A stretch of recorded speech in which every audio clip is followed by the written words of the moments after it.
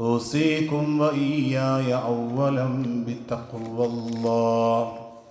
أعوذ بالله من الشيطان الرجيم. بسم الله الرحمن الرحيم. ولا تخزني يوم يبعثون يوم لا ينفع مال ولا بنون إلا من أتى الله بقلب سليم. وأيضا قال الله تعالى: يا أيها الذين آمنوا اتقوا الله وقولوا قولا سديدا يصلح لكم أعمالكم ويغفر لكم ذنوبكم ومن يطع الله ورسوله فقد فاز فوزا عظيما. ബഹുമാന്യരായ പ്രിയ വിശ്വാസിനികളെ, നമ്മെ പടച്ച റബ്ബിൻ്റെ വിധിവിലക്കുകളും അവൻ്റെ നിയമ നിർദ്ദേശങ്ങളും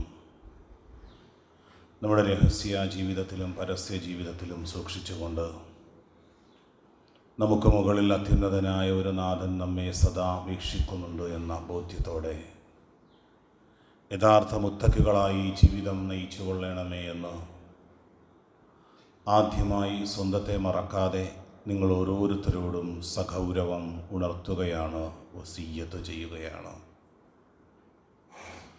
പടച്ച റബ്ബ് നാം ജീവിക്കുന്ന കാലം അത്രയും യഥാർത്ഥ തഖ്വയുള്ളവരായി ജീവിക്കാൻ അല്ലാഹു സുബ്ഹാനഹു വ തആല നാം ഏവരെയും അനുഗ്രഹിക്കുമാറാകട്ടെ. സഹോദരങ്ങളെ, ജീവിതത്തിൻ്റെ വലിയ ഒരു അനുഗ്രഹമാണ് ഓർമ്മശക്തി എന്നുള്ളത്.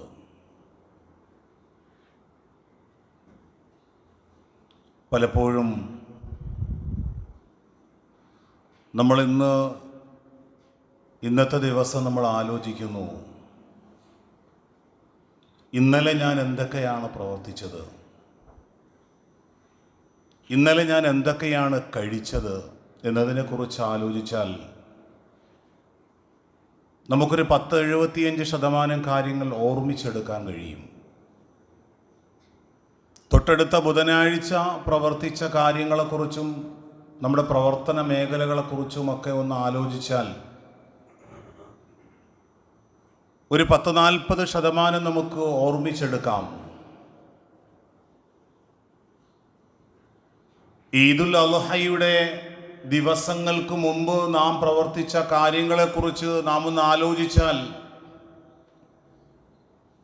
നമ്മുടെ ചിന്താമണ്ഡലം ശൂന്യമാണ്, ബ്ലാങ്കാണ്.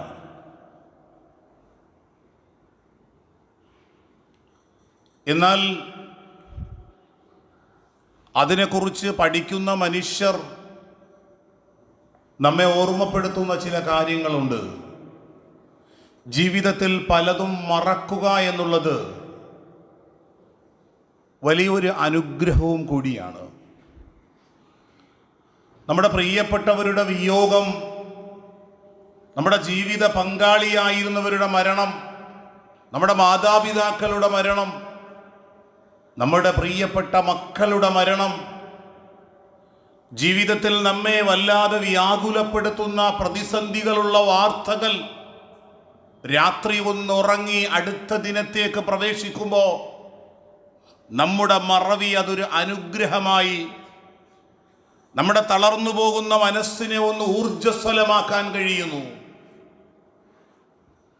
എന്നാൽ സഹോദരങ്ങളെ, ചില മറവികൾ നമ്മെ ജീവിതത്തിലേക്ക് വലിയ അപകടങ്ങളിലേക്ക് തള്ളിവിടും.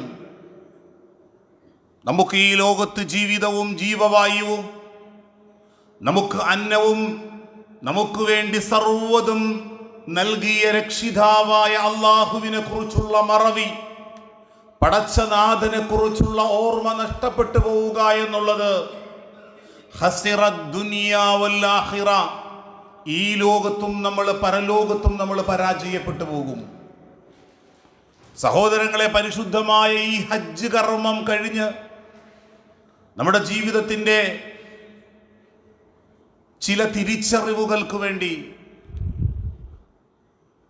നമ്മുടെ ജീവിതത്തിലെ ചില കാര്യങ്ങളെക്കുറിച്ചുള്ള ശരിയായ കാഴ്ചപ്പാടും ബോധോദയവും നമുക്കുണ്ടാകുന്നതിനു വേണ്ടി അല്ലാഹു സുബ്ഹാനഹു വ തആല നമുക്ക് പരിശുദ്ധ റമളാനും അതുപോലെ പരിശുദ്ധമായ ദുൽഹിജ്ജയിലെ 10 ദിനരാത്രങ്ങളും നമുക്ക് തന്നു. ഇനി നമ്മളൊരു 8-9 മാസം നോർമൽ ജീവിതത്തിലേക്ക് നമ്മൾ പ്രവേശിക്കുകയാണ്. അവിടെയാണ് നാം മറന്നുപോകാതെ ബോധമുള്ളവരായി, ഓർമ്മയുള്ളവരായി ജീവിക്കുന്നതിനെ കുറിച്ച് റബ്ബ് സുബ്ഹാനഹു വ തആല സൂറത്തുൽ ബഖറയുടെ 200-ാമത്തെ വചനത്തിലൂടെ അല്ലാഹു നമ്മെ ഓർമ്മപ്പെടുത്തുന്നത് ഇപ്രകാരമാണ്: ഫൈദാ ഖളൈതും മനാസികകും. ഹജ്ജ് കർമ്മം പൂർത്തീകരിച്ചു കഴിഞ്ഞാൽ, ഹജ്ജിന്റെ മഹത്വരമായ ദിനരാത്രങ്ങളും ആ പ്രവർത്തനങ്ങളും അതുപോലെ ആ ദുൽഹിജ്ജയിലെ 10 മഹത്വരമായ ദിനരാത്രങ്ങളും നമുക്ക് കഴിഞ്ഞാൽ, ഫസ്കുറുല്ലാഹ്, നിങ്ങൾ അല്ലാഹുവിനെ ഓർമ്മിക്കണേ. കദിക്രികും ആബാഅകും, നിങ്ങളുടെ പൂർവ്വ പിതാക്കന്മാരെ നിങ്ങൾ സ്മരിച്ചതുപോലെ, ഓർമ്മിച്ചതുപോലെ.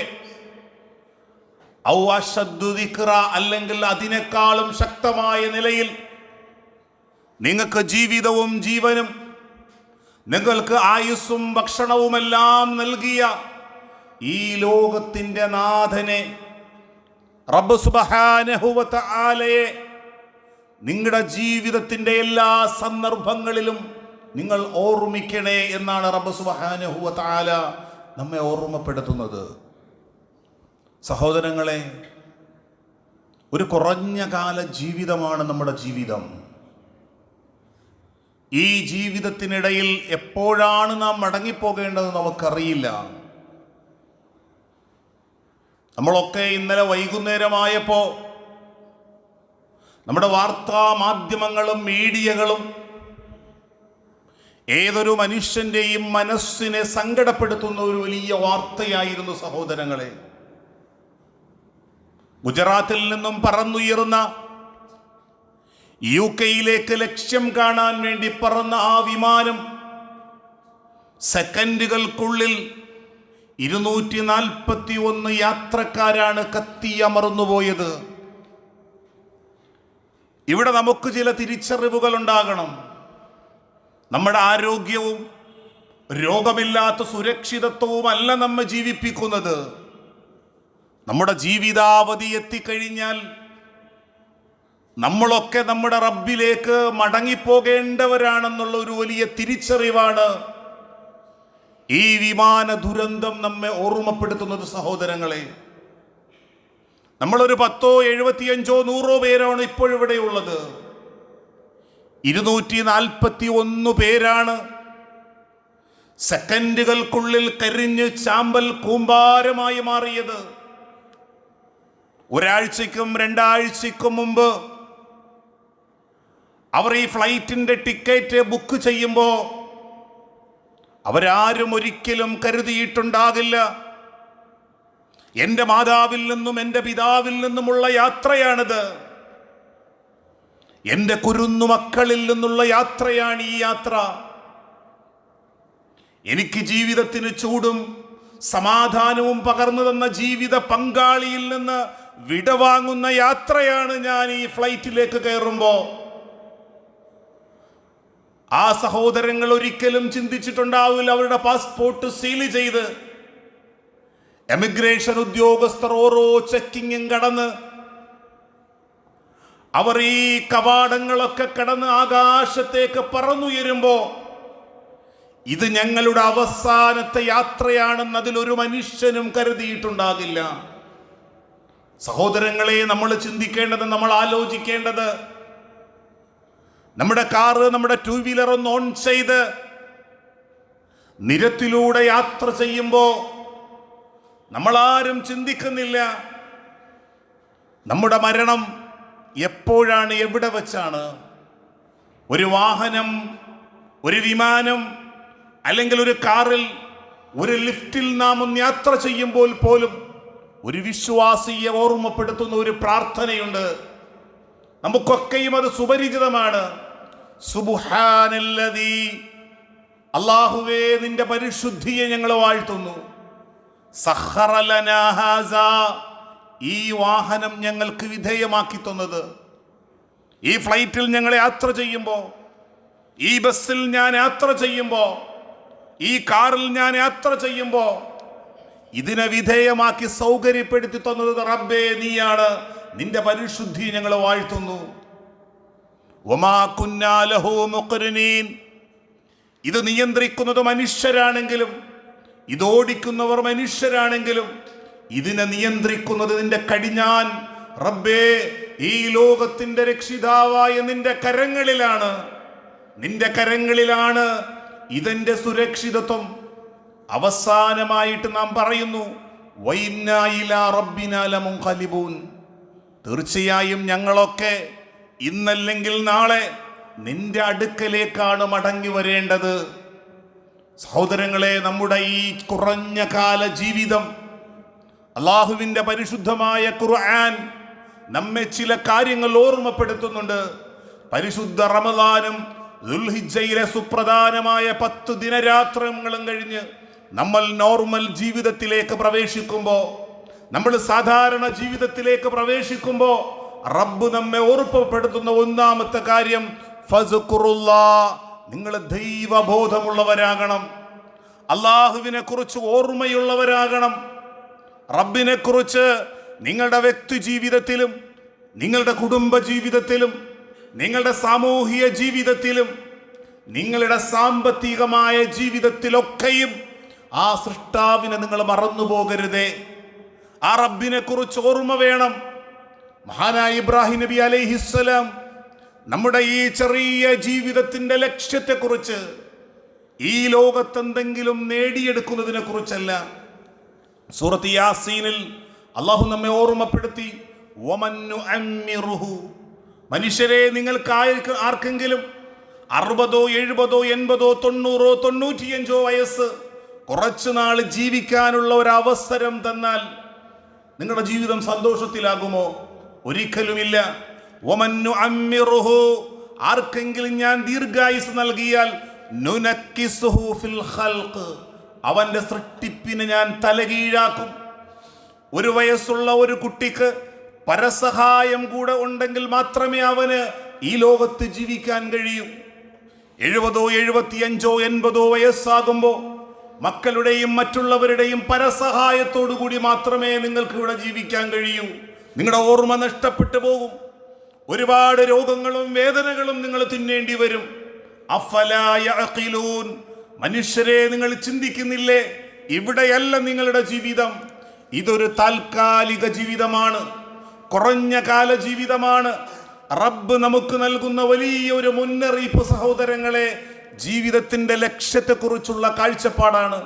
മഹാനായ ഇബ്രാഹിം നബി അലൈഹിസ്സലാമിന്റെ പ്രാർത്ഥന, മഹാനായ ഇബ്രാഹിം നബി അലൈഹിസ്സലാം പ്രാർത്ഥിച്ചിരുന്ന പ്രാർത്ഥന ഇപ്രകാരമാണ്, വലാ തുഖ്സിനി യൗമ യുബഅസൂൻ, റബ്ബേ എല്ലാ മനുഷ്യരെയും പുനർസൃഷ്ടിക്കുന്ന ആ പുനരുദ്ധാന നാളുണ്ടല്ലോ, ആ നാളിൽ എന്നെ നീ അപമാനിതനാക്കല്ലേ അല്ലാഹുവേ. നമ്മുടെ ശരീരങ്ങളെല്ലാം ഒരുമിച്ച് കൂടി, നമ്മുടെ അവയവങ്ങളെല്ലാം റബ്ബ് നമ്മെ ഒരുമിച്ച് കൂട്ടി നമുക്ക് റൂഹും ആത്മാവും തന്ന് ആ പുനരുദ്ധാന നാളിൽ നമ്മെ എഴുന്നേൽപ്പിക്കുമ്പോ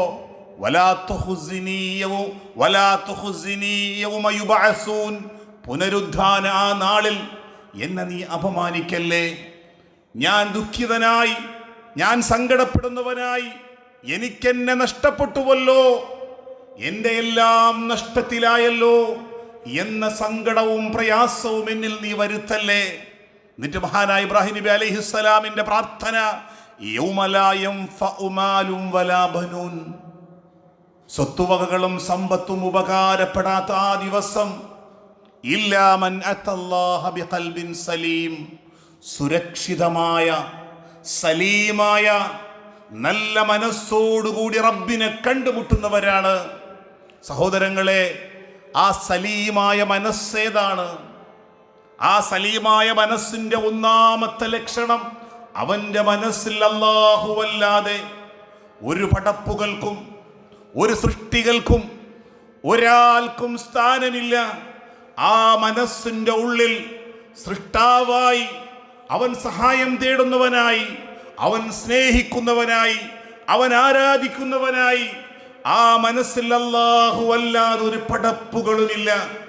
ഇല്ലാ മൻ അത്തല്ലാഹ ബിഖൽബിൻ സലീം എന്ന് പറയുമ്പോൾ രണ്ടാമതായി നമ്മൾ മനസ്സിലാക്കേണ്ടത്, നമ്മൾ ധരിച്ചിരിക്കുന്ന വസ്ത്രവും നമ്മൾ ധരിച്ചിരിക്കുന്ന വിലപിടിപ്പുള്ള വസ്ത്രങ്ങളും നാം ഉപയോഗിക്കുന്ന പെർഫ്യൂംസും നാം ഉപയോഗിക്കുന്ന വാഹനവുമല്ല നമുക്ക് വ്യക്തിത്വം നൽകുന്നത്. പുഞ്ചിരിച്ചുകൊണ്ട്, മനുഷ്യരെ ചേർത്ത് പിടിച്ചുകൊണ്ട്, കുടുംബത്തിൽ അനൈക്യങ്ങളും ഫിത്നകളും പരദൂഷണങ്ങളും ഏഷണിയുമില്ലാതെ ഒരു നല്ല മനസ്സിന്റെ ഉടമയായി കുടുംബത്തിന്റെ സാമൂഹിക ബാധ്യതകളും കുടുംബത്തിന്റെ ഐക്യവും കുടുംബത്തിന്റെ കെട്ടുറപ്പും ആ മനുഷ്യനിൽ നന്മയോടുകൂടിയുണ്ടാകും. അതാണ് സുരക്ഷിതമായ നല്ല മനസ്സിന്റെ ഉടമയെന്ന് പറയുന്നത്. സഹോദരങ്ങളെ, നാം ജീവിക്കുന്ന ഈ പുതിയ കാലം എത്ര വലിയ നന്മയിലായി ജീവിക്കുന്ന മനുഷ്യനും ഏതു രൂപത്തിലും വഴി പിഴച്ചു പോകും.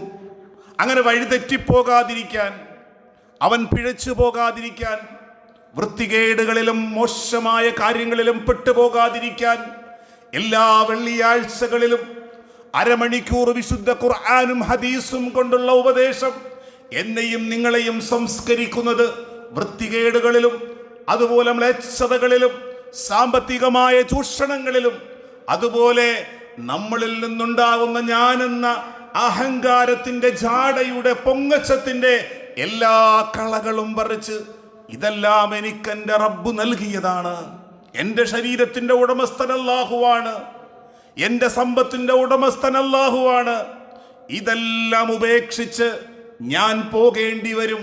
എങ്ങനെയാണ് ഞാൻ പോകേണ്ടത്? ഇല്ലാ മൻ അത്തല്ലാഹ ബിഖൽബിൻ സലീം, സുരക്ഷിതനായ ഒരു നല്ല മനസ്സിന്റെ ഉടമയായി, എല്ലാ അഴുക്കുകളിൽ നിന്നും ശുദ്ധിയായിക്കൊണ്ട്, എല്ലാ മാലിന്യങ്ങളിൽ നിന്നും ശുദ്ധിയായിക്കൊണ്ട്. സഹോദരങ്ങളെ, നമ്മൾ ചിന്തിക്കേണ്ടത്, നമ്മൾ പ്രവാചകന്മാരല്ല, നമ്മൾ പച്ചയായ മനുഷ്യരാണ്. നമ്മുടെ ജീവിതത്തിന്റെ സ്വകാര്യതകളിൽ തെറ്റുകുറ്റങ്ങൾ കടന്നുവരും, പൈശാചികതകൾ നമ്മൾ അറിയാതെ കടന്നുവരും. അവിടെയൊക്കെ നമുക്ക് തിരിച്ചറിവുണ്ടാകണം. ഒരു സ്ത്രീ നമ്മെ തെറ്റിലേക്ക് കൊണ്ടുപോകാൻ, വ്യഭിചാരത്തിലേക്ക് കൊണ്ടുപോകാൻ, പരപുരുഷ ബന്ധവും പരസ്ത്രീ ബന്ധത്തിലേക്കും നമ്മെ കൊണ്ടെത്തിക്കാൻ ശ്രമിക്കുമ്പോൾ നമ്മളറിയാതെ വൃത്തികേടുകളിലേക്ക്, അറിയാതെ വ്യഭിചാരത്തിലേക്ക് നമ്മൾ വീണുപോകും. അതിൻ്റെ സുഖവും ആസ്വാദനത്തിലും നമ്മൾ അല്ലാഹുവിനെയും പരലോകത്തെയും നമ്മൾ മറന്നുപോകും. അവിടെയാണ് വിശുദ്ധമായ ഖുർആൻ സൂറ യൂസുഫിലൂടെ നമ്മെ ഓർമ്മപ്പെടുത്തുന്നത്, അന്നൻ നഫ്സ അമ്മാറത്തും ബിസ്സൂഅ്, മനുഷ്യരുടെ മനസ്സ് ചീത്തയിലേക്ക് ചായുന്ന പ്രകൃതത്തിലാണ് അല്ലാഹു നമ്മെ സൃഷ്ടിച്ചിരിക്കുന്നത്. എന്തിനു വേണ്ടിയാണ് സഹോദരങ്ങളെ? നമ്മെ പരിശോധിക്കാൻ, നമ്മുടെ തഖ്വയെ പരിശോധിക്കാൻ, നമ്മുടെ സൂക്ഷ്മതയെ പരിശോധിക്കാൻ. മനുഷ്യരുടെ മനസ്സ് ചീത്തയിലേക്ക് ചായുന്ന പ്രകൃതത്തിലാണ് അല്ലാഹു സൃഷ്ടിച്ചിരിക്കുന്നത്. അവിടെ അല്ലാഹു പ്രത്യേകം ഒന്ന് ചേർത്തു പറയുന്നു, ഇല്ലാ മാ റഹിമ റബ്ബി, അവൻ കരുണ ചെയ്ത ഹൃദയമൊഴികെ. അവൻ കരുണ ചെയ്ത ഹൃദയത്തിന്റെ പ്രത്യേകത എന്താണ്? വൃത്തികേടുകളിൽ നിന്ന് അവന്റെ കണ്ണു മാറും. വൃത്തികേടുകളിൽ നിന്ന്, അല്ലെങ്കിൽ അയാളെ നശിപ്പിക്കാൻ ശ്രമിക്കുന്ന എല്ലാ പൈശാചികമായ വികാര വിചാരങ്ങളെയും അവൻ നിയന്ത്രിച്ചു നിർത്തും.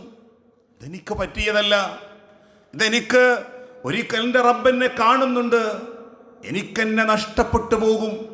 സഹോദരങ്ങളെ, ഒരു മനുഷ്യൻ വ്യഭിചാരത്തിലേക്ക് ഏർപ്പെടുന്ന ഒരു മനുഷ്യനെ കുറിച്ച് ഇമാം അബൂദാവൂദ് റിപ്പോർട്ട് ചെയ്യുന്ന ഒരു പ്രവാചക വചനം ഇപ്രകാരമാണ്, ഇദാ സനൽ അബ്ദു, ഒരു മനുഷ്യൻ വ്യഭിചാരത്തിലേക്ക് പ്രവേശിക്കുമ്പോൾ ഖറജ മിൻഹുൽ ഈമാൻ, ഈമാൻ അഥവാ വിശ്വാസം അവനിൽ നിന്ന് മാറി നിൽക്കും. ഏതുപോലെ ഫകാന ഫൗഖ റഅസിഹി കല്ലുല്ലഹ്, അവന്റെ തലക്കു മുകളിൽ ഒരു നിഴൽ പോലെ, ഒരു തണൽ പോലെ അത് മാറി നിൽക്കും. അവന്റെ ശരീരത്തിൽ നിന്നത് പുറത്തേക്ക് പോകും. ഫൈദാ ഖറജ മിൻ സാലിക്കൽ അമൽ, ആ മ്ലേച്ഛവൃത്തിയിൽ നിന്ന് അവൻ മാറുമ്പോഴാണ് റജഅ ഇലൈഹിൽ ഈമാൻ, ഈമാൻ അവരിലേക്ക് പ്രവേശിക്കുന്നത്. അതുകൊണ്ട് തന്നെ സഹോദരങ്ങളെ, നമ്മൾ സാധാരണ മനുഷ്യരാണ്. നമ്മുടെ നമസ്കാരം, നമ്മുടെ ഇബാദത്തുകൾ, നമ്മുടെ കർമ്മങ്ങൾ നമ്മെ തെറ്റിന്റെ ലോകത്ത് നിന്ന്, തെറ്റായ ചിന്തകളിൽ നിന്ന്, തെറ്റായ മനുഷ്യരിൽ നിന്ന്, നമ്മെ നശിപ്പിക്കുന്ന മായാവലയങ്ങളിൽ നിന്ന് ഒരു വിശ്വാസി സുരക്ഷിതമാകേണ്ടതുണ്ട്. രണ്ടാമതായി നാം മനസ്സിലാക്കേണ്ടത്, ഒരു വിശ്വാസിയെ സംബന്ധിച്ചിടത്തോളം എങ്ങനെയും സമ്പാദിക്കുന്നവനല്ല, ഏതൊരു രൂപത്തിലും ധനം സമ്പാദിക്കുന്നവനല്ല. കാരണം അയാളുടെ ധനസമ്പാദനത്തിന് ഹലാലും ഹറാമും വിശുദ്ധ ഖുർആൻ വരച്ച് കാണിക്കുന്നുണ്ട്. അള്ളാഹു കാണിച്ചു ആ മാർഗത്തിലൂടെ മാത്രമേ അവൻ ധനം സമ്പാദിക്കൂ.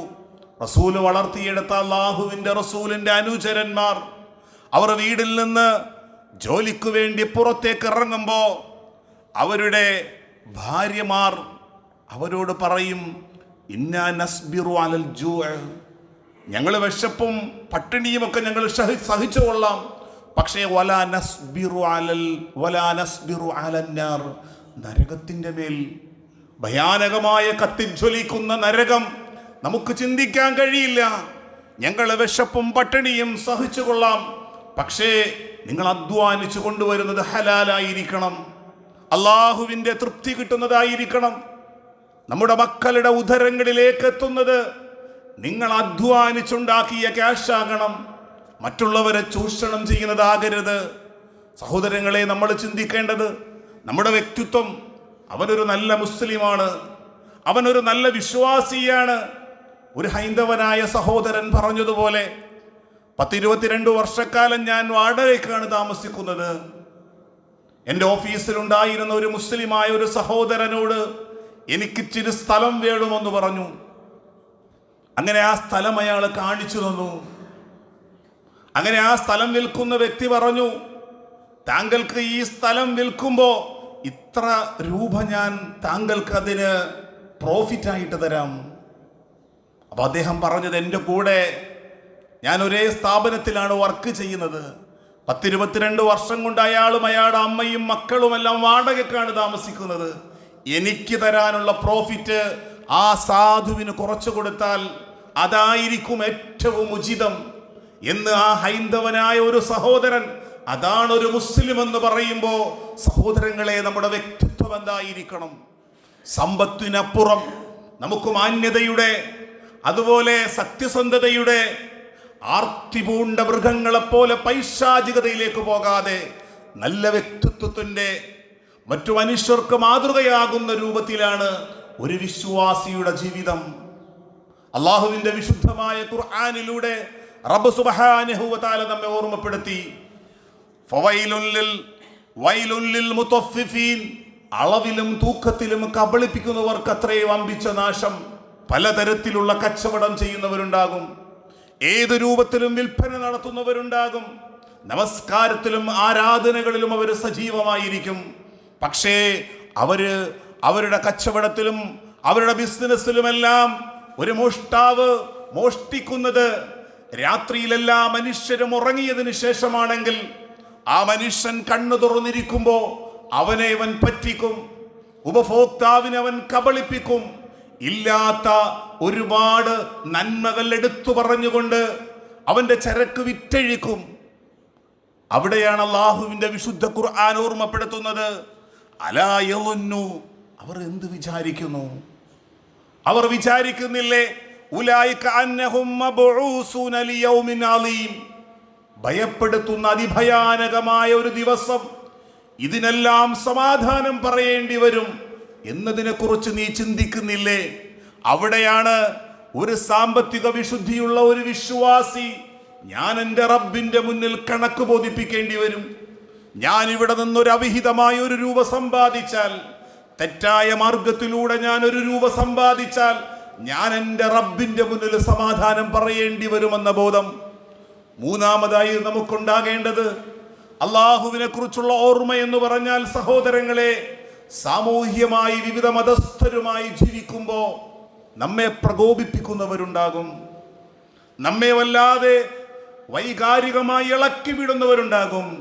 എന്നാൽ ഒരു സത്യവിശ്വാസി വൈകാരികമായി ഇളകുന്നവനല്ല, വൈകാരികമായി പ്രകോപിതനാകുന്നവനല്ല, പക്വതയുള്ളവനാണ്.